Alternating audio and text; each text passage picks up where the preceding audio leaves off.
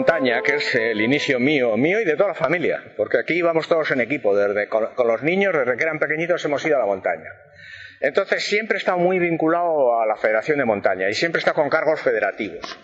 Entonces allí empecé primero recibiendo, y a medida que me fui haciendo adulto, pues recibí toda clase de cursillos de todo tipo, de escalada, de deporte invernal, de técnicas de hielo, de todo lo que había en aquella época con la Escuela Nacional de Alta Montaña. Y también recibí clases de orientación con el Gran Vesga, que ya pues es una persona muy mayor. Y entonces llegó un momento que vino el relevo. Había que sustituir a los viejos profesores por los nuevos, y en esos equipos de nuevos profesores pues me encontré yo.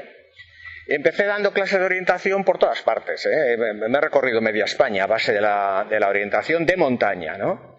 Y pues me especialicé y realmente pues era apreciado, porque me llevaban de muchísimos sitios a dar las clases. Entonces en ese año 86, curiosamente se ofreció el orienteering, que no sabíamos ni idea de lo que era. Pero yo, que era profesor de orientación de montaña, digo, ¡buah, esto para mí me interesa! Punto 1. Punto 2. Esto para mí va a ser chupado. Bueno, fuimos toda la familia, nos apuntamos todos. Al campamento íbamos siempre, ¿no? Pero nos apuntamos todos al cursillo de orienteering. Y fue allá en Navacerrada y, bueno, pues nos dieron los del Adirón. En aquel entonces estaban los que comenzaban, eran los primeros inicios del orienteering, o sea, todavía no había nada más que el Adirón, que era el único club que había aquí, y otro en el sur, no había más. En Madrid estaba el Adirón. En el orienteering había que ir rápido, seguro, con una dirección, leyendo mucho mapa. Nosotros en aquella época no leíamos mucho mapa porque nuestros mapas eran 1,50.000. Entonces con 1,50.000 imaginaros que un centímetro son 500 metros. ¿Qué metes de 500 metros? Que es una burrada de terreno. ¿Qué metes? ¿Qué metes en el mapa? Pues fundamentalmente lo más esencial, un cruce de caminos, una buena chabola si la hay. Lo peor es que no tenías ningún apoyo en ello. No había ningún tipo de apoyo porque es que el mapa no ponía más. Sufrí la intemerata, tardé una barbaridad. En fin, me llevé una decepción pues muy grande, no del orienteering, sino de mi capacidad orientadora. Los que eran muy montañeros de toda la vida le encontraban una cosa interesante, y es que el mapa te obligaba a leer detalle, y eso era muy interesante porque no estábamos tan acostumbrados a leer detalle.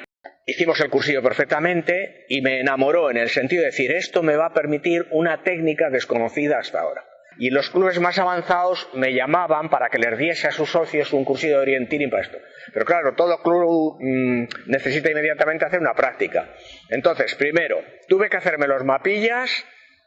Un servidor tenía que hacerlo. En aquel entonces tenía todavía pulso y podía de alguna manera dibujar. Pero siempre en blanco y negro, añadiendo los detalles por mi cuenta y utilizando mapas de la Diputación de 1,15.000. Que a trancas y barrancas salimos adelante poniendo los controles de orientación en lugares un poquito evidentes porque no te daba para más el asunto. Pero la gente, como no había hecho esto nunca, pues le pareció interesante, bonito, vio que le costaba, que aprendías a orientarte, empezamos a utilizar las brújulas planas, que fue un grandísimo avance, el utilizarla. Esto sí, esto es una cosa maravillosa, O sea, hasta que no lo manejas bien y no lo conoces, no sabes lo que da de sí esto. No tapar el mapa para no oscurecer el contenido del mapa, poder coger la alineación perfectamente, tener aquí guardado constantemente los grados, no como antes, que los apuntábamos en un papel, mientras que aquí, una vez que has cogido la orientación, no se te olvida, está perfecta. En cualquier momento sabes si estás bien o mal orientado, porque en cuanto no coincida la flecha interior con la flecha del norte-sur en la posición que tiene que estar, ya sabes que aquello no va bien, o te has desviado a la derecha o a la izquierda. En ese sentido se aprende muchísimo con el orienteering. No es un procedimiento bueno, diríamos, para el orientador de montaña, pero sí es un procedimiento bueno para ser muy, muy cuidadoso en la lectura del mapa. Y en coger bien las direcciones y en fijarte bien por dónde debes pasar, qué elementos tienes que encontrarte, anticiparte a que te los encuentres. Todo eso es una técnica y un aprendizaje que los que han pasado por el orienteering y luego lo siguen en montaña no se les olvida y les sirve de mucha ayuda. Yo conozco una persona, y vosotros también, pero no le vamos a desenmascarar, que dice que fue el descubrimiento de su vida, que se había enamorado del orienteering y que era por encima de todo el Orientini. Bueno, es un forofo tremendo del Orientini, ¿no? Pero esto le pasa en más o menos escala a casi todos los que entran con cierta seriedad en el tema, ¿eh? Les engancha. En aquel entonces no había tantas cosas para ofrecer al mercado como hay ahora, que ahora pues hay desde terminado en IN, hay 1000 deportes, ¿no? Entonces pasé por varias televisiones locales, entonces la gente pues lo veía y te venía a los cursillos que organizaba. Todo lo organizaba la federación porque al ser miembro de la federación tenía pues todas las puertas abiertas para hacer lo que quisiera con el permiso del presidente, pero no me ponía ningún obstáculo, al contrario, eran adictos a que yo hiciera lo que quisiera. Y enseguida aparecieron una serie de personas que se entusiasmaron con ellas, entre las que estaba Óscar Velascos, una chica que se llama María José Sánchez, muy trabajadora, Daniel, Héctor y muchos otros, y Josu, que también lo conocéis muy bien, Josu el Vasco, y bueno, y más personas. Me voy a dejar personas sobre el tintero por el camino, pero ahí hay un grupo de personas que colaboraban conmigo de una manera eficientísima. En cierta forma eran casi todos relacionados con la montaña, ¿eh? O sea, claro, este es un deporte que requiere que la persona tenga buena fuerza física y que ame la naturaleza. Entonces, para estas dos cosas, en aquel tiempo, si no era montañero, era difícil conseguir un personaje de este tipo, porque los del atletismo no solían valer, porque estaban más dedicados a la pista. No había tanto como ahora el kilómetro vertical, ni el descenso, ni en las carreras de montaña. En aquel entonces no había eso. Era el ser montañero o escalar. No había otras alternativas. No existía, diríamos, tampoco ni el senderismo. No sé, aquí en España no había entrado todavía el senderismo. Aparecieron estos personajes que me ayudaron una barbaridad. Y si no es por ellos, no se crea el COVID. Y enseguida empezaron, hay que crear un club, no podemos estar dependientes de que esto sea la actividad de una persona y apoyado en la federación porque él es un miembro. Que entonces oíamos de todo lo competitivo. Entonces ya tenías un enemigo. Decía, pero si hacéis clasificaciones, si tomáis tiempo, no, que esto no nos interesa, que estamos encauzando a la gente por un camino que precisamente luchamos contra él. Queremos que todos sean iguales, que aquí nadie sea ganador y tal. Eso me creó muchos problemas. Luego tuve un tío formidable que es Ángel del Río. Ángel del Río es el que me hizo los primeros mapas a color. Esto ya fue un salto vertiginoso, ¿eh? Y era en la época en que, bueno, todos fuimos a hacer cursillos a lo que preparaba lo que entonces era la Asociación Española de Carreras de Orientación, porque nosotros, el COBIA, tiene la suerte de haber sido el iniciador en España con otros clubs, con el Adirón y con otros clubs, de lo que es el deporte de orientación, ¿eh? Nosotros hemos formado el primer núcleo, hemos estado siempre en cabeza y hemos tenido puestos directivos dentro de la organización federativa, que entonces no era federación, sino asociación. Pero internacionalmente hay federación de orientación y es una locura que habiéndola en el Estado, que habiéndola en Cataluña, en Galicia, en Andalucía, en Madrid, en todas partes, que el País Vasco, que nos gusta estar siempre a la cabeza de todo, no tengamos federación de orientín. Es algo que no tiene ni pie ni cabeza, ¿eh? Pero bueno, hay que aceptar las normas y los dirigentes que hay, ¿eh? Y no ven la necesidad de que esto se produzca, y esto pues de alguna manera ha frenado un poquito el orienteering, porque no tiene posibilidad de hacer lo que quisiera hacer para el desarrollo del deporte. Y sobre todo contar con un presupuesto, aunque sea pequeño por las circunstancias del movimiento de la vida como está, pero por lo menos contar con un presupuesto fijo para saber qué hacer. De esta manera fuimos avanzando poco a poco. El primer mapa se hizo en Armentia, en donde los alavesicos tienen allí a su santo patrón, y nos salió un mapa muy majo. Después se fueron haciendo mapas en Echevarri-Viña, en Marquina, en muchos sitios. Después fuimos mejorando la técnica y bueno, yo ya con el problema mío del tembleque en las manos, tuve que dejar el tema de hacer mapas. Y de esto se encargaban otras personas que lo hacían muy bien. Tener buenos cartógrafos es fundamental, y aunque sea débilmente, aunque sea parquecillos, aunque sea trozos pequeños como el que acaba de hacer recientemente ahí en Archanda, ¿no? Estos mapitas que son sencillos, que no se les puede pedir mucho, pero la persona se suelta, quita el miedo y le entra el ánimo para hacerlo un poquito más difícil, y por ese camino, igual que nació el orienteering, empezando de poco a más, esas personas van a ser capaces de hacer mapitas bastante majos, ¿eh? Si no es de esta manera no vamos a avanzar, porque vamos a estar siempre dependientes de que traigamos cartógrafos de aquí y de allá, es bastante costoso y no tenemos la libertad que te da el tener un cartógrafo en casa. Y sobre todo, para las pruebas locales son fundamentales. Porque hay que sacar... Vizcaya es un lugar que tiene muchísimas verjas, muchísimos alambres y muchísimas propiedades particulares. Entonces, para sacarle partido y que la gente pueda participar cerca, porque la gente no puede ir muy lejos si son principiantes o jóvenes o gente que no tenga dinero en su cuenta corriente para coger un coche y trasladarse a otro lado. Para hacer estos mapas de Vizcaya no hay más remedio que echarle mucha imaginación y aprovechar todas las alambradas y todo lo que haya, pero sacar un mapa en laderas de los montes, porque es muy montañoso, y tirar para adelante. Pero la gente hace prácticas y se entusiasma, y entusiasmándose ya sale de Vizcaya y va a otros sitios si no le están costoso.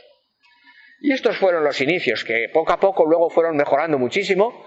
Se hizo una revistilla, empezamos con una revistilla muy sencilla, que se llama Village, y esa revistilla la sacábamos pues como 4 o 5 al año, y pues por lo menos la revistilla tenía una cosa de buena, y es que de alguna manera recogía lo que habíamos hecho, entusiasmábamos o dábamos comunicación y entusiasmo a los demás, se metía al calendario, todo el mundo tenía el calendario desde siempre, todos los jueves había una especie de hervor, de 15 personas que iban y comentaban y hablaban, intercambiaban. No sé si vosotros habéis vivido este principio, ¿no? Pero este principio fue una cosa muy bonita porque sin faltar un solo jueves hay una serie de personas que allí estaban. Y entonces era un intercambio personal, una forma muy fácil de pedir favores unos a otros. Oye, ¿me ayudas a preparar la carrera? Yo voy a hacer esto, voy a hacer otro. Luego antes las carreras las hacíamos todas las cosas con sencillez. Es decir, no buscábamos tanto la gloria como el que la gente practicase y tuviera todos los meses, al menos todos los meses, en Vizcaya una prueba. Por fácil y sencilla que fuera, una larga y una corta. No había más, una larga y una corta. La corta valía para los de iniciación y para los que todavía tenían miedo. Y la larga no era suficientemente larga para una élite, pero era suficientemente entretenida para hacerla. Y el que tenía buena clase, lo que hacía es hacerla muy rápido. Y luego lo que hacía pues es hacérsela al revés o hacer lo que sea para llenar el tiempo si le parecía, ¿no? Y la organización siempre nos poníamos como meta que entre 2 o 3 personas máximo. No podíamos ocupar más personas porque esto suponía un cansancio para los que organizaban y se quemaban. Entonces todo se hacía en el momento, se apuntaba en el momento, se daban las salidas en el momento, se les daba el papel en el momento, a veces se pintaban los controles en el momento porque no sabíamos cuántos teníamos que hacer, Entonces se traía el mapa base, diríamos, y tal. Cuando esto era insuficiente poníamos un mapa en una mesa y se tenían que comprar ellos los controles, todos copiar. Ellos los controles, todos aquellos que diríamos que no habían venido pronto. Es decir, de una manera sencilla, sin que nadie se enfadase ni cabrease, de que todo el mundo pudiera participar y se acostumbrase. El copiar los controles por uno mismo en el mapa, primero, te obligaba a ser disciplinado y venir un poquito a la hora. Segundo, no podéis hacer ideas lo que se aprende. Estas son cosas muy, muy curiosas que, bueno, pues la gente ahora se ha enviciado un poquito a la perfección ya que te lo den hecho. Y a mucha organización y que todo tiene que estar montado. Y entonces no hace falta tanto montar. No montábamos carpas ni montábamos nada. Todo era intemperie y buscando siempre algún sitio donde protegerse del viento, de la lluvia, y se acabó. Y para saber dónde estábamos, colocábamos en los coches nuestros un banderín de orienteering, que hecho en casa, grande. Llegó a hacerse una baliza de este tamaño, los de Vitoria hicieron una baliza de este tamaño, para que al pasar en la carretera, por ejemplo en Barazar, poníamos eso en la entrada, yendo hacia Saldropo, y joder, todos los que pasaban miraban qué será eso, ¿no? Pues bueno, pues eso indicaba rápidamente que era el control de entrada de donde había que aparcar para el orienteering y que allí se distribuía todo. Luego procurábamos que las entradas y las salidas fueran en el mismo sitio, para que facilitase la labor de los organizadores. Y no pasa nada el que la entrada y la salida sea en el mismo sitio. Con un poco de habilidad les echas para un lado y ya vuelven por otro distinto que ni se enteran de dónde está. Y luego cambias el lugar de salida y con ese mismo mapa les desorientas totalmente para otra prueba. Es decir, que ese mismo mapa, sin trabajar más, sacándole de otro lado, le desorientas enormemente. Y lo importante es que hagan prácticas y que tengan una continuidad. El primero que salió de fuera de España, los cursillos buenos, fue Daniel. Y Daniel nos trajo lo que pasaba en Suecia. Y digo, esto fue enriquecedor, porque él fue allí a un clinic. Y claro, no es lo mismo hacer aquí un clinic en España, que no lo había, o ir a un cursillo en España que ir al clinic de Suecia, de los 5 días de Suecia. Cuando vio los 20.000 tíos que participaban, el jaleo que se armaba, pero que no era jaleo porque todo estaba organizado, la gente era muy cuidadosa, la gente recogía absolutamente todo y decís tú, pues donde vayan 20.000 personas, aquí dices, bueno, luego tiene que ir el camión de la basura a recoger. Allí no se dejaba ni un papel porque todo el mundo estaba concienciado de esto porque sabía que luego las autoridades no iban a dar permiso para levantar otro campamento, ¿no? Bueno, pues se aprendió mucho, se avanzó mucho y salieron buenos corredores. Daniel era muy buen corredor y otros que vinieron también lo fueron. El Ángel del Río era muy buen corredor, lo que pasa es que no le gustaba mucho el correr, pero como tenía una orientación tan fácil y tan rápida, pues iba a los puntos a derecho, flash, los clavaba siempre. Lo que pasa es que no era su especialidad correr y no le daba. Como os decía antes, los que me venían de orientación, no. Los que me venían de atletismo tenían un problema muy grave, pero gravísimo, que lo siguen teniendo ahora, y es que tienen unas piernas muy formadas. Sus piernas tiran mucho, pero su cabeza no.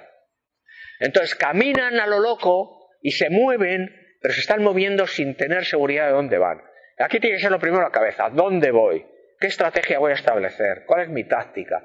Entonces ahora me muevo, ahora voy con toda la fuerza, ahora necesito fuerza, pero la cabeza siempre por delante. Y mientras voy corriendo, tengo que ir acostumbrándome a ir leyendo. Eso es muy complicado. Ya sabéis que la gente para hacer estas cosas utiliza el leer un libro. Se coge un libro y se pone a correr y va leyendo al tiempo que camina. De esa manera se acostumbra a leer y a correr y a tener seguridad en los tobillos. Es que te vas a torcer el tobillo. Un tobillo no se tuerce si tú educas al cuerpo. Todo necesita entrenamiento, absolutamente todo. Claro, si vas de golpe, sin calentar, sin estirar, sin preparación ninguna, de repente te dan la salida y sales, pues luego la gente tiene problemas. ¿Cómo van a tener problemas? Yo no he tenido nunca ningún esguince en la orientiring en 27 años. Nunca. ¿Qué quiere decir eso? Joder, que tenía muchísimo cuidado en lo que hacía. Que al principio hay que ir más suave, hay que ir calentando. Si no has calentado y estirado en casa o allí, tienes que ir más suave hasta que el propio 1, 2, el 3 control sea tu propio calentamiento, porque no has hecho otra cosa. Pero no puedes tratar de querer ganar a base de salir de la velocidad de esto, porque tarde o temprano vas a pisar mal. Inmediatamente empezamos también a asociarnos. Los alaveses empezaron a querer hacer sus cosas y también lo cogieron porque antes venían con nosotros todos. Navarros y alaveses, los poquitos que había, venían con nosotros. Allí había un núcleo muy bueno en Álava y enseguida empezaron a animarse y tal. Empezamos a animar a nosotros también y a ir a las ligas. Las primeras que fuimos la Liga Nacional y al Martin Kronlund, que era lo más llamativo que había en España.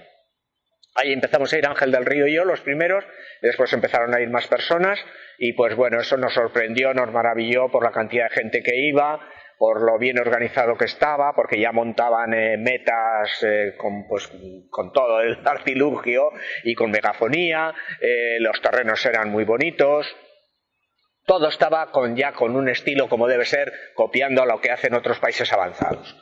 De ahí esto nos animó a empezarnos a meter nosotros también, porque claro, como éramos miembros de la Asociación Española de Carreras de Orientación, esto suponía que nosotros teníamos que hacer algo, no solamente ser miembros de llevar el cuerpo y dar ideas y ocuparnos de algún cargo, sino que teníamos que ser miembros de la ejecutoria nacional del campeonato de Copa de España y de Liga de España. Y teníamos que tener pruebas para toda España, pero esto exigía un nivel ya importante.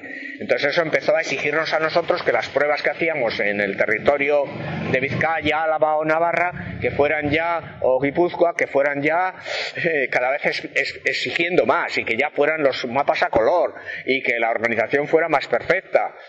Luego ya empezaron a tener ya medios más perfectos como es el uso del ordenador, etcétera, y la cartografía avanzó mucho porque ya no se hacía nada a mano, sino que se empezaba a trabajar todo pues por medio de los sistemas de dibujo, de aplicación de ordenador, ¿no? Claro, todo esto ha ido mejorando mucho y poco a poco nos hemos ido incorporando. Hicimos las ligas nacionales, hicimos el campeonato de Euskadi, en las ligas nacionales siempre tuvimos éxito, siempre hubo una pelea enorme, porque ya sabéis lo exigente que soy yo de decir, dejaros de música, regalos, pancartas, banderas y tal, lo importante es que todas las balizas estén donde tienen que estar y las horas sean perfectas. O sea, no vale que es que 5 minutos salimos más tarde, que cambiamos la hora, que no. Si la salida es a las 10 tiene que estar todo preparado, todo el mundo tiene que estar en su puesto y todo. Entonces hay que estar sin dormir. Y pensar siempre en lo peor. Es otra cosa que no he conseguido meter en la gente. Siempre pensar en lo peor, que va a llover, que va a tronar, que van a caer chuzos, rayos, etcétera. Porque si no tengo eso metido en la cabeza, mi preparación es pensando, joder, parece que anuncian buen tiempo, y me relajo, y entonces ¿qué pasa? Ya nos ha ocurrido alguna vez, que nos ha salido bien porque Dios ha querido, ¿no? A mi hija la salvó la vida un corredor de Madrid, la salvó porque en Urquiola llovió de tal manera, se inundaron los arroyos a tal altura que lo que antes se pasaba de un saltín de niño, se convirtió aquello en una bajada de agua que arrastraba a las personas. Y Noemí se metió en un arroyo de esos tratando de pasarlo al otro lado, y como no pensó que aquello era tan caudaloso y tan arrastradizo, pues la llevaba al agua y una persona la tuvo que sacar de un arroyo en Urquiola, en una liga nacional. Y bueno, todos lo pasaron mal, todo pasa mal, y hay que pensar en esos momentos en que pueden cambiarte tremendamente la situación por el cambio meteorológico. La posibilidad de engaños, trampas, etcétera, era casi imposible el poder hacer una trampa, ¿no? Que ya ha habido gente que en esto la técnica moderna nos ha ayudado muchísimo, porque ahora el sistema de las pinzas nos facilita enormemente que no se hagan trampas, o que vayas a un control porque te has equivocado, has ido a otro y dices, pues le pinza ahora y ya no vuelvo. No, ahora no, porque ahora queda todo registrado y habrá sido un equivocado, pero es inútil pinzarlo por equivocación o queriendo, por tramposo, es igual porque se te detecta y vas a tener que volver en el orden conveniente para pasarlo. En el pasado no podíamos controlar eso más que con lo que se llamaba el controlador. Teníamos siempre un controlador en el campo, excepcional, por si veíamos alguno que hacía una cosa ya exagerada de trampa, ¿no? Alguna cosa que había que llamar la atención. Y sobre todo lo teníamos también un poquito para control de paso, para decir, bueno, que como era todavía pronto para la orienteering a nivel nacional, por si al casi alguno pudiera perderse, que es muy difícil perderse en el orienteering por deficiente que sea su conocimiento, porque está todo bien delimitado. Es decir, que cualquier persona que tenga un poco de sentido común pues accede a un camino que es el final de lo que es el mapa y retrocede al punto de esto sin ningún problema, ¿no? Y si alguno no retrocede es porque tiene tal desorientación que es que todavía no estaba preparado para participar. Es una tendencia, una soberbia que tenemos humanamente todos, empezando por mí cuando yo fui allí al campamento allí en Madrid con la Dirón, pensando que yo iba a dar el golpe allí, que era profesor de orientación, y descubrí que, ¡uy, Dios mío!, hay mucho que aprender, hay mucho que aprender. Entonces, humildad, y ya con el tiempo, el tiempo luego te va poniendo en su sitio, porque tú si quieres saber si eres muy buen orientador, no vale con que digas, no, si yo voy a todos los montes, si yo lo que me planeo, voy para aquí, para allá y no me pierdo nunca. Sí, pero hoy vas a hacer algo que no has planeado tú, que ha planeado otro, y ahora lo que tienes que hacer es lo que ha planeado esa persona, en el orden que lo ha planeado ella, y a ver cómo lo haces. Y entonces, ¡ay, lo he terminado! Ya me ha ocurrido con algunos, que decían, lo he terminado, que sigo, ¿ves cómo soy muy bueno? Sí, pero ¿cuánto has tardado? Oh, a mí el tiempo no me importa, ¿cómo no te va a importar? Si es que el primero lo ha hecho hace una hora ya, O sea, es decir, que hay una persona que ha sido capaz, no porque corra, sino porque se orienta también que va a los puntos con seguridad. Y tú has andado buscando un poquitín como perro, ¿no? A ver si encuentro la presa, ¿no? Por el olor, ¿no? O porque has visto salir o entrar a otro, ¿no? Eso nos ha pasado a todos, ¿no? Y hemos disfrutado, ¡uy! Si no es porque aquí hay otro que... No, está. Luego lo buenísimo que es perderse, ¿no? Perderse para recomponer, para recomponer, porque perderse y no saber recomponer es ser un mal orientador, Porque cuando vas a terrenos muy distintos de los nuestros, parece mentira, pero es que cambia todo, Cambia el chip. Como no cambies el chip, estás perdido, Cuando vienen los del sur al norte, se quedan maravillados de nuestros bosques y del estilo del terreno, la vegetación, etcétera. Lo mismo nos pasa cuando subimos nosotros a los países nórdicos, La cantidad de zonas lacustres que hay, suelos cenagosos, etcétera, nos dan miedo, y ellos en cambio pasan por ellos, pim, pam, y saben rodearlos y tal. Nosotros no sabemos ver el contorno de las zonas húmedas, con lo cual perdemos muchísimo tiempo. Bueno, pues estos aprendizajes solamente se aprenden a base de mucha prudencia y de seguir a los consejos y el aprendizaje de práctica y práctica para ganar, ¿no? Por ejemplo, muchas veces queremos ir a derecho y hay que subir y estamos gastando nuestras fuerzas porque perdemos mucho en las subidas, ¿no? Pues si a lo mejor manteniendo la curva de nivel es más largo, pero claro, mantener la curva de nivel no lo hace cualquiera. Entonces, ¿cómo se hace eso? Pues practicando y practicando, y no solo en carreras, sino coger ese mapa. Claro, si está en Toledo no vas a ir, pero si está relativamente cerca, en Vitoria, en Burgos, etcétera, por tu cuenta, que no lo suele hacer la gente, te coges el mismo mapa y al mes o al de 3 meses, no están las balizas, pero vas allí y dices, voy a reproducir la carrera, sin estar las balizas, a ver si soy capaz de recordar, a ver cómo está mi memoria, voy a ver si encuentro itinerarios mejor para ir para allí, entonces vas, buscas, tal. Que no tienes esa capacidad, dices, bueno, tengo el mapa, no tengo las balizas puestas, pero voy a reconocer en el mapa los cruces, una vaguada interesante, una cosa rara que no sabemos lo que es, etcétera, y eso siempre lo puedo reconocer. No te hace falta más baliza que la que ya tiene la naturaleza. Esa es la baliza, ¿no? Entonces esos ejercicios son buenísimos. Eso le cuesta mucho a la gente hacer y es muy interesante hacerlo. Ahora le gusta mucho a la gente hacer ejercicios por ordenador, que están bien, pero no es el campo, ¿eh? Están bien, están muy bien. Todas las técnicas modernas hay que aplaudirlas porque son mejoras, pero también nos hacen vaguitos. Queremos hacer entrenamientos sentados. Y los entrenamientos tienen que ser en movimiento y en contacto con la naturaleza. Y el contacto con la naturaleza, como te la encuentres. Porque no es lo mismo la mañana que la tarde, el invierno que el verano.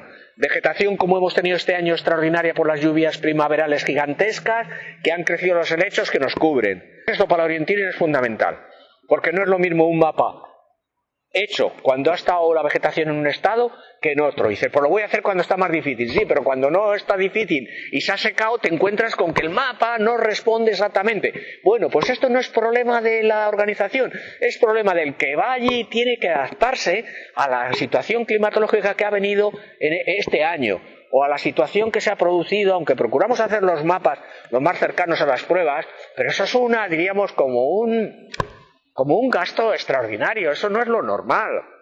Lo normal es que trabajemos con mapas y que nos adaptemos nosotros a ellos, ¿eh? No que nos pongan, diríamos así, en bandeja el mapa lo más cercano a la prueba para que no tengamos no haya ni un verde nuevo. Entre los que puedo agradecer de que nos han ayudado, pues fueron los primeros presidentes de la Federación Vizcaína y de la Federación Vasca. Estas personas nos han ayudado mucho en todos los aspectos.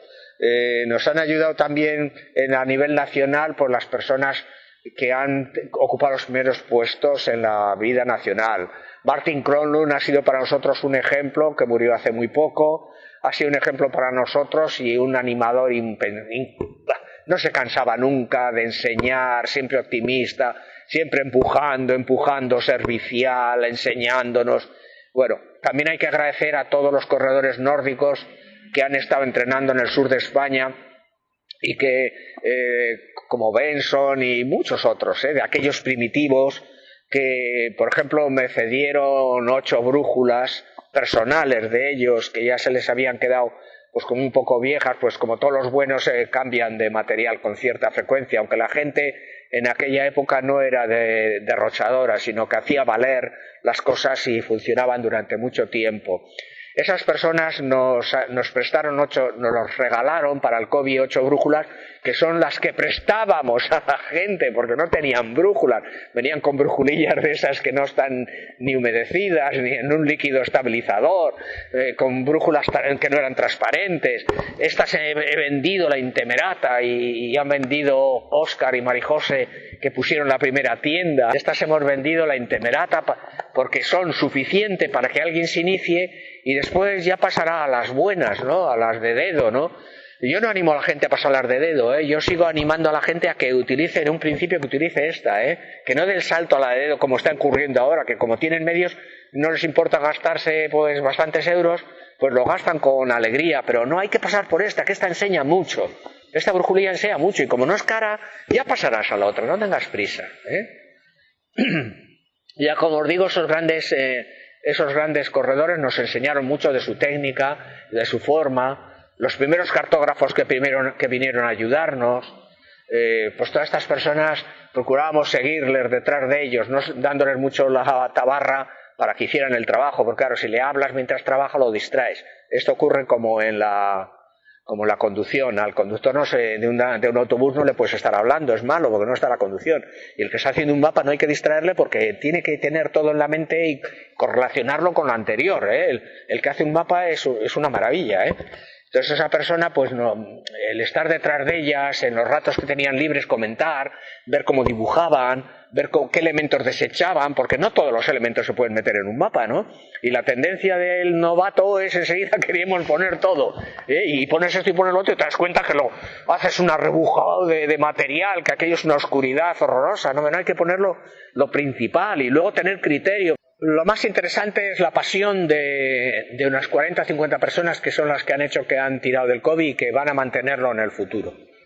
Y que les recomiendo que no se olviden del principio, de que como no creemos cantera, ¡ay, qué difícil lo tenemos! Hay que crear cantera, porque hasta ahora nos estamos valiendo fundamentalmente, ya muchos años, no es culpa de los últimos, no. Desde hace muchos años nos estamos alimentando de los de mediana edad y con ciertas posibilidades económicas que vienen y se entusiasman y se unen a nosotros.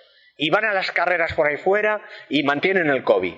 Pero no conseguimos, es difícil, las canteras. Es mucho más importante las escuelas municipales y las escuelas del COVID, diríamos, de jóvenes, para que estos aprendan de abajo y a su vez los hijos vuestros, si ellos quieren, porque a veces uno tiene entusiasmo porque sean orientadores y quieren ser futbolistas, ¿no? Pero si ellos quieren, o sea, hay que incorporar a esos niños, Hay que incorporar a esos niños porque eso es el futuro, Si no hay niños, no hay futuro. Hemos intentado meternos en las escuelas. Yo he dado muchos cursillos en las escuelas y otras personas, porque en aquel principio, me estoy refiriendo a los inicios, y no tenía resultados. ¿Por qué? Porque no había continuidad. Porque aquellos niños, si no vuelvo a la escuela y les vuelvo a hacer otro ejercicio y les llevo a un sitio con mapa, pero como eso yo no podía con más, yo no podía hacer más, porque le he metido más horas que, bueno, vivía por la orientación, era horroroso. O sea, aparte de que estaba metido en lo de montaña y tenía mis obligaciones como montañero, más los cursos de orientación de montaña que no los dejaba porque era una plataforma para impulsar al orienteering, encima tenía la reunión de los jueves, ya sabéis lo escarabajo que soy, encima a las personas no hagas, tienes que hacer mejor, ser más cuidadoso, esa licencia no se hace así, este escrito está mal hecho, hay una forma de presentar, pues ya sabéis cómo soy, ¿no? Estoy siempre duro y dale criticando con la intención de que adelante, pero hacer bien, no me hagáis las cosas chapuceras, no esperéis al último día, no penséis que está bien puesto. Como orientadores no hemos tenido accidentes serios, y las cosas han marchado bastante bien, y pues hemos tenido gente muy entusiasta y seguimos teniendo, y el único defecto que tenemos es que tenemos que conseguir más jóvenes y tener una prueba, aunque sea cada 2 o 3 meses, en Vizcaya, para que podamos llevar a gente que se inicia y encuentre la posibilidad de ir, ¿no? Aunque sea en el mismo mapa, no hay que tener miedo. Y luego los pocos mapas que tengamos, mantenerlos un poquito al día si se puede, mantener esos mapas al día porque es la manera de poder ir una y otra vez. Ahora ya hay gente que está trabajando en este tema muy bien, muy bien, Estoy pensando en uno que vosotros también, que cómo lo dedica a los chavales y tal, ¿no? Y eso es una cantera muy buena, pero siempre da muchísimo trabajo, porque los chavales, si no estás encima de ellos, si no les preparas pruebas, si no les haces ofertas en Vizcaya, se escapan a otros deportes que les dan más facilidades. El problema que teníamos con los monitores de los colegios y los profesores de educación física de los colegios, que decía, es que a mí me es mucho más fácil llevarlos a la cancha deportiva, tengo los chavales más controlados, con respecto a los padres que son muy exigentes si les pasa algo, les suelto con los balones, les suelto con las cosas del atletismo, les pongo los elementos que tenemos en el colegio y los tengo aquí reunidos y haciendo. Pero para la orienteering me los tengo que llevar fuera y eso supone un riesgo, tengo que avisar a los padres tienen que hacerse responsables de lo que ocurre, los chavales se le alejan de mi vista, se alejan de la vista de los padres y entonces yo empiezo a temblar y todo eso me lleva todo el día. Cuando me marcho me quedo solo a recoger las balizas tengo que devolveroslas a vosotros con el riesgo de que no devuelva a todos y tenga que discutir con mis superiores en el instituto para que os paguen lo que han desaparecido, robado o perdido, que antes siempre desaparecía alguien, porque siempre había algún chocholo que se llevaba algo que luego no le servirá para nada, pero te había hecho una faena, porque nosotros vivíamos pobremente, entonces cualquier cosa que nos quitasen pues nos suponía una pérdida, para nosotros importante, ¿no? Y ese hándicap tenemos ahí, es importante eso, que nuestro deporte es una naturaleza, que cuando todos se van para casa en una liga nacional encantados, maravilloso, todavía te queda recoger todo, hacer las clasificaciones, meterlo en el ordenador, mandarlo por internet a todo el mundo, hacer la crónica para la prensa, bueno, recoger las cosas que están mojadas, limpiarlas, almacenarlas. En Joshua ha hecho unos trabajos y Héctor, si no llega a ser por el cuchitril de Héctor, donde hemos metido todo y en la lonja de Joshua, y sácalo y sécalo y búscalo y bueno, qué trabajo. Y el que lo cuida, ¿cómo se llama el que lo cuida? Que no me acuerdo ahora. Alberto, ¿eh? Alberto ha trabajado y sigue trabajando. Pues Alberto, ya veis, montañero, nos conocimos en la Cruz del Gorbea, muy reciente de estar viudo. Según bajábamos juntos solos un día de labor, según bajábamos juntos, le fui hablando del orienteering, le fui animando, le dije que era un deporte que le gustaría mucho, que casaba muy bien con su estilo de esto, que en un momento grave de su vida que estaba pasando podría servirle de entretenimiento y de una ocupación. Oye, que se entusiasmó de verdad y ahí está, y lo que trabaja y cómo cuida las cosas y qué mapita tan chulo me ha hecho. Qué maravilla de gente que para su vida ha sido una alegría también, ¿eh? Pérdidas graves no hemos tenido nunca, pero sí ha habido en momentos difíciles, por ejemplo con nieve o con niebla intensa, hemos tenido que salir o habéis tenido que salir a buscar a algunas personas. Se les ha buscado y se les ha encontrado siempre. Y el problema ha sido siempre de error de la persona que se ha metido en algo que no le correspondía, ¿eh? Por eso que os decía antes de esa soberbia que tenemos todos, de que creemos que podemos hacer algo para lo que no estamos preparados, ¿eh? Y que es como se producen también los accidentes, ¿eh? Por hacer lo que no debes, ¿eh? Hay que ir al paso que estás preparado en cada momento. Me ha venido a la memoria ahora una anécdota muy buena que va a servir para todo el mundo, que es humillante para mí, pero es muy buena para el aprendizaje de los demás. Estábamos en Burgos, cerca de Soncillo, uno de los primeros mapas que hicieron los de Burgos. Una carrera muy bonita, y estamos haciendo la carrera en aquel entonces, y en aquella época tenía yo una buena posición, siempre estaba en los primeros puestos, y bueno, llegué a ser campeón de España de mi edad en varios años, ¿eh? O sea que vamos, que estaba en la élite de mi edad, ¿eh? Del movimiento nacional. Entonces, pues bueno, en aquel entonces no había tanta clasificación como hay ahora, estaba mucho más estrecho el margen, o sea, o eras élite, o eras lo siguiente, o eras el mediano, o eras la siguiente, ya no había más. Y corría yo con la élite, con Daniel, y Daniel era muy bueno en España, o sea, ganó muchas cosas. Carreras privadas, o sea, quiero decir, a nivel de autonómico, muchas, y en el nivel nacional, pues ganó algunas y estaba en el ranking en primera fila. Bueno, estando allí en Burgos, pues yo salí muy cerca de cuando salió él, es decir, tuve oportunidad y le alcancé. Pero una vez alcanzado, había sufrido tanto en esas primeras balizas por tratar de estar al nivel de Daniel, que no me correspondía ni estaba yo preparado, aunque siempre he tenido fama de que corría mucho, porque yo se suele reírse y dice, ¡oh, con Jesús! Con las botas de goma en una recta y no había forma de alcanzarle, con las botas de goma. Bueno, pues me había desgastado en esa primera parte y entonces iba ya fundido. Y entonces le vi a Daniel y dije, joder, ya me cago en la pera, para tener una buena clasificación lo que voy a hacer ya es seguirle en estas 4 o 5 balizas que me quedan, seguir a Daniel, ¿eh? Y ya no pensaba porque la cabeza la tenía completamente aturdida, porque parece mentira, pero el orienteering cansa mucho, psicológicamente cansa mucho, y llegas a no ver lo evidente, a no ser capaz de reconocer las cosas, que lo reconocería un principiante, ¿no? por el cansancio psicológico, no solo por el físico, que el físico ayuda a que el psicológico vaya peor. Bueno, entonces le seguí, de maravilla, pero en un momento determinado la maleza me le ocultó. Me le ocultó que por más que corría, hice un esfuerzo gigantesco como perro, para un lado y para otro, para recuperarlo, porque si no lo recuperaba estaba perdido. Y no lo recuperé. Y entonces eché a perder la carrera mía, que había sido bastante buena, todo por la estupidez de seguir a otro corredor. Esto en los cursillos me lo preguntan siempre, pues entonces sigues a otro y así le ganas. Peligrosísimo. Peligrosísimo porque es muy fácil que en algún momento lo pierdas. Y en el momento que lo pierdas, no tienes ni idea de dónde estás.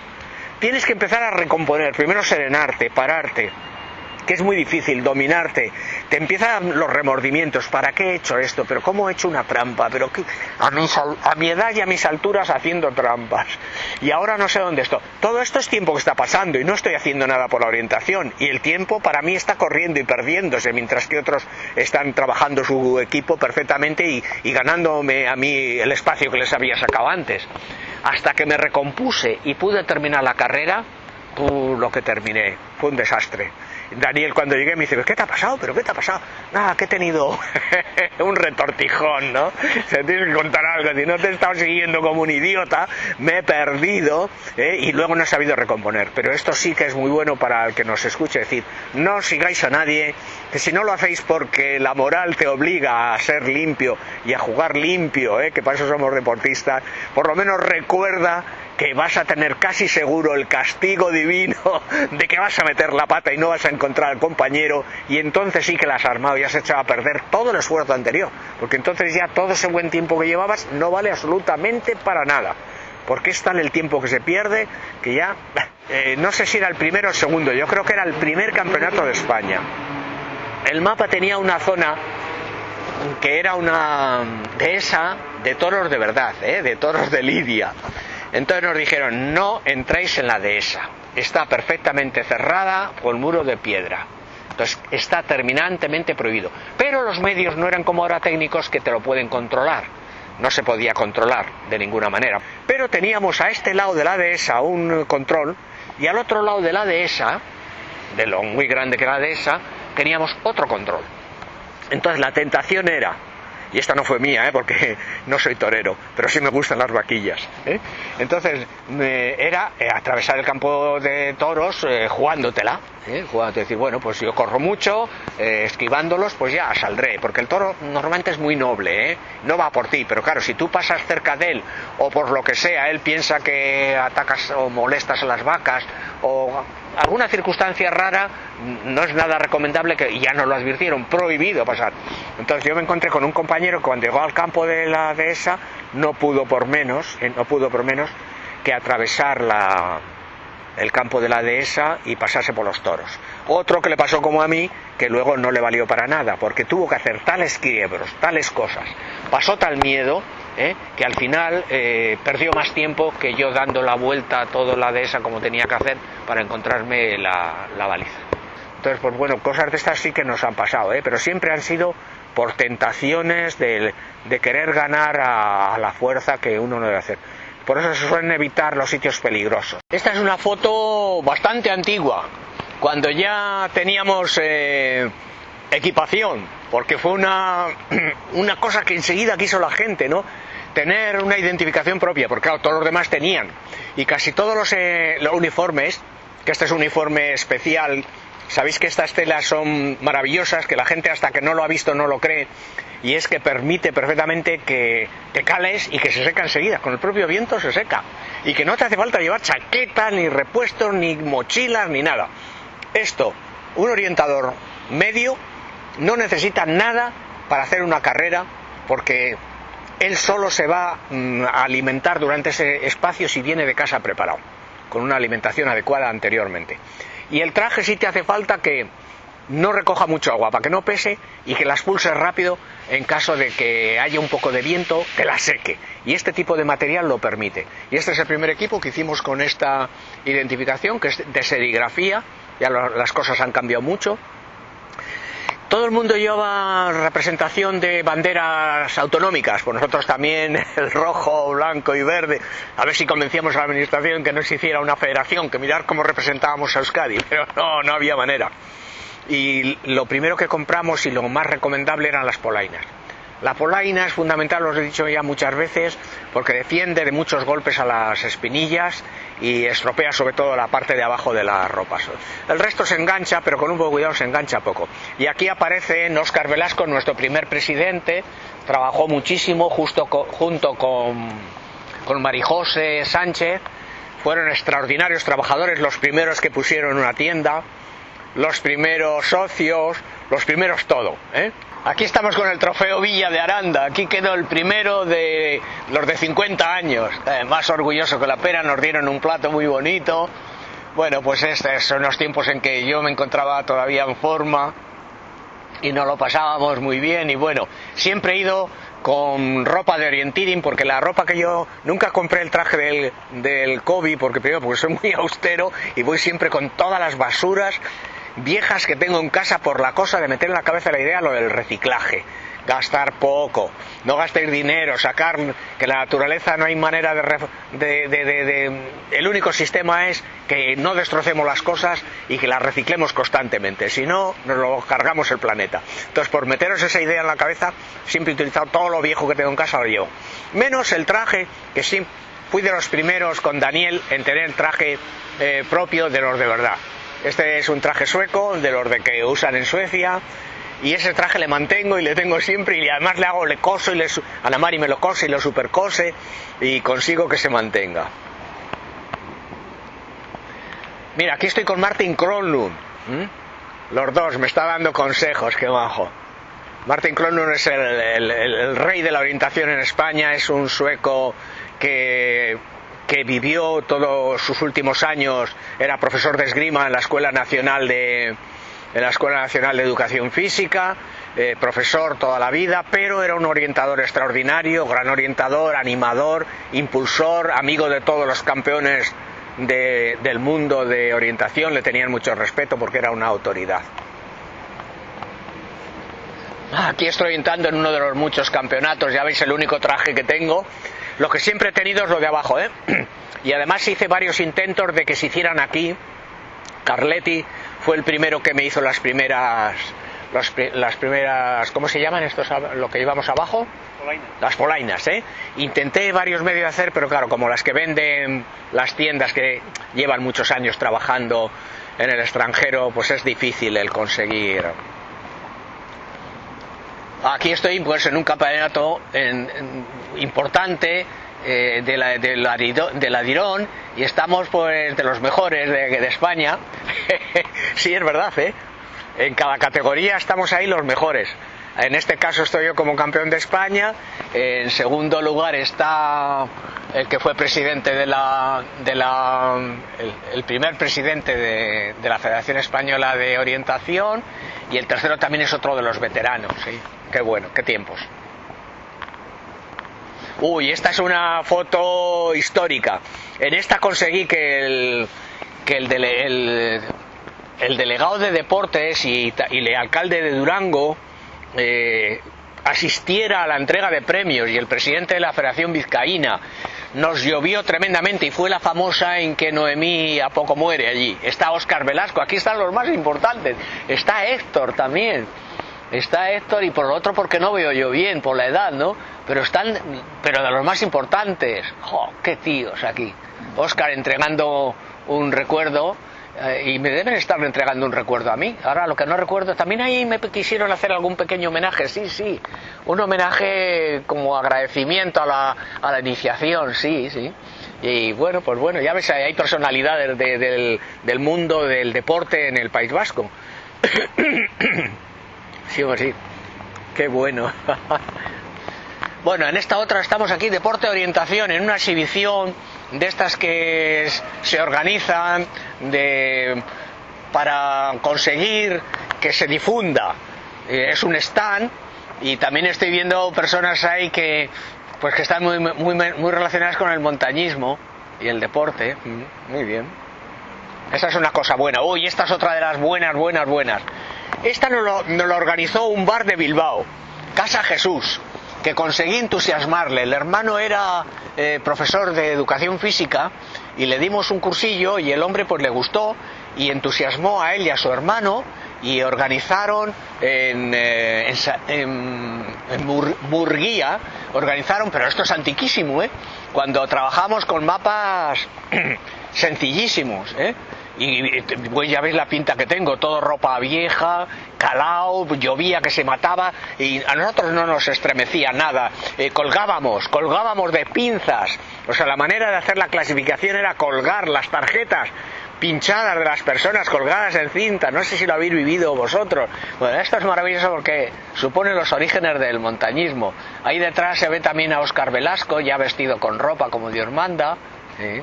Aquí también hay un corredor de élite de Zaragoza muy bueno. ¿Sí? Hombre, aquí estoy yo en el famoso Belén del Bosque, me imagino que es esto. El Belén del Bosque. Este es Joseba seguramente, que me ha sacado la foto. El Belén del Bosque es algo que llevo haciendo 8 o 9 años. Por Navidad pongo en un sitio cercano a Bilbao, pues para que pueda ir cualquier desconocido, y me lo colgáis en la página del COVID.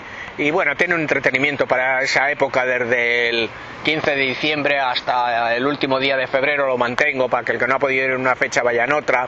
Solo tiene 3 puntos y hay que encontrar el Belén. Y pero bueno, pues es un entretenimiento y una cosa sencilla que lo puede hacer una persona solo. Y aquí el mapa, qué horrible, qué mapa. Un mapa en blanco y negro, ¿no? Que hoy la gente no querría ni participar con él. Qué barbaridad, en blanco y negro, Oh. Aquí tenemos lo que dábamos en las clases de orientación, diríamos la explicación de que cada día que hacíamos instrumentos, la orientación, la interpretación, las prácticas que hacíamos. Cursillos he dado, bueno, cientos de cursillos, Este era un ejercicio en una calle, utilizando las calles de Durango seguramente. Sí, en la villa de Durango. Utilizando las calles en la villa de Durango, pues hacíamos un ejercicio de orientación porque no había otra cosa. Este es el primer mapa que hice yo para poder hacer los ejercicios desde la Casa del Deporte en Bilbao, allí en José María Escuza. Cuando estamos allí, a todos os hacía el castigo de pasaros por esta ridícula prueba, pero que suponía el primer contacto con un mapita elemental y de orienteering.